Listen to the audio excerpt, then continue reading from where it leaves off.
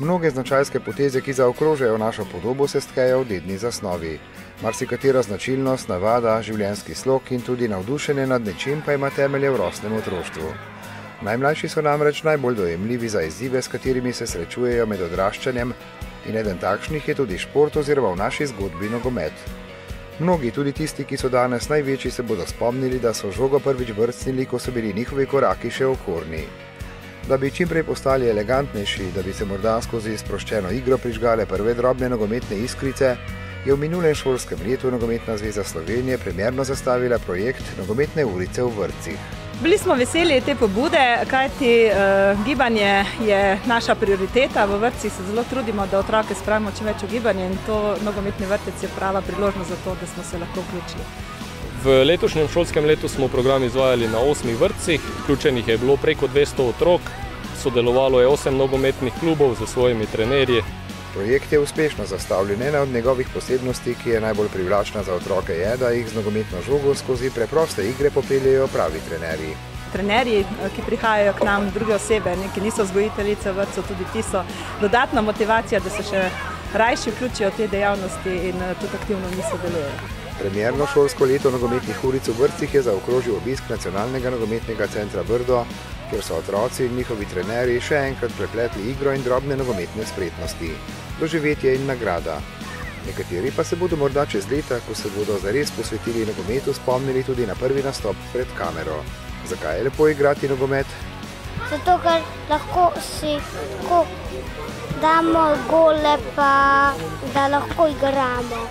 Zato, ker se razgibuješ, pa Vrtca žogo, ne? Ja, nimamo tam trave to pokušenje, a veš, pa slepci so noter, pa rej na asfaltu igramo. In tudi punce igrate nogomet? Ja. Ste boljše kot fantje? Ne, fanti so boljši od nas punc.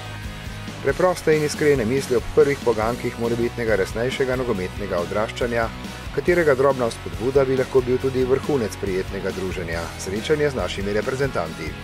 Za otroke je vsekakor posebno doživetje, mislim, da bo ta dogodek še dolgo ostal v spominu, pa verjetno bomo s tem tudi pridobili še kakšnega novega nogometaša. Dobro jih poznajo, moram reči, da so preučili celo slovensko reprezentanco, tako da po imenih. In tu se lahko še enkrat vrnemo k uvodnemu razmišljanju o tem, kako dojemljivi so otroci za vse, kar slišijo in vidijo, saj tudi v njihovih pogovorih o nogometu prevladuje ime Jan Oblak. Jan Oblak. Zakaj? To, ker toplo pra nikoli. Boš tudi ti nogometaš? Ja. Boš vratar? Kaj boš ti? Vratar. Kaj boš vratar? Ker mi je to všeč. Uspeh in preboj med največje je najboljša vzpodbuda za najmanjše in najmlajše. Tudi zaradi trenutkov, ko se lahko s svojim junakom družijo in ni samo obraz TV ekranov. Na Danskem je kar veliko tega, na vsakem treningu pridejo otroci, se hočejo slikati, hočejo dres in tako da je pač lep občutek, ko si nekomu idol.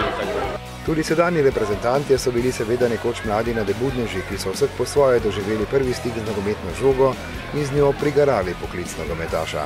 Se spomnim, ko smo bili mi mali, ko smo navijali za tisto zlato generacijo, tudi naš selektor je bil takrat Srečko, ne? Tako da, ja, vsekakor lepi spomini me vežejo na otroštvo. Poznal sem tudi Roberta Korena takrat, ko sem bil okrog 12-13 let star, tako da že takrat mi je bilo to tako doživetje. Se spomnim, ko sem bil poberalec žoge in mi je dal Milenko Ačimović dres po tekmi in jaz sem bil ful vesel in ja, to je bilo res lepo. Tudi nekaj simbolike je ponudil prijeten otroški živžav ob še eni nogometni urici in druženju z našimi reprezentanti. Spredaj množica obrazov z iskricami v očeh, ki bodo nekoč, ko se bo zavrtel še en generacijski krog, stali tam, kjer so danes Jan Oblak in svoji igralci. In tudi oni se bodo nekega dne takole postavili pred svoje naslednike. Ne samo življenje, tudi nogomet je neprestano prihajanje in odhajanje.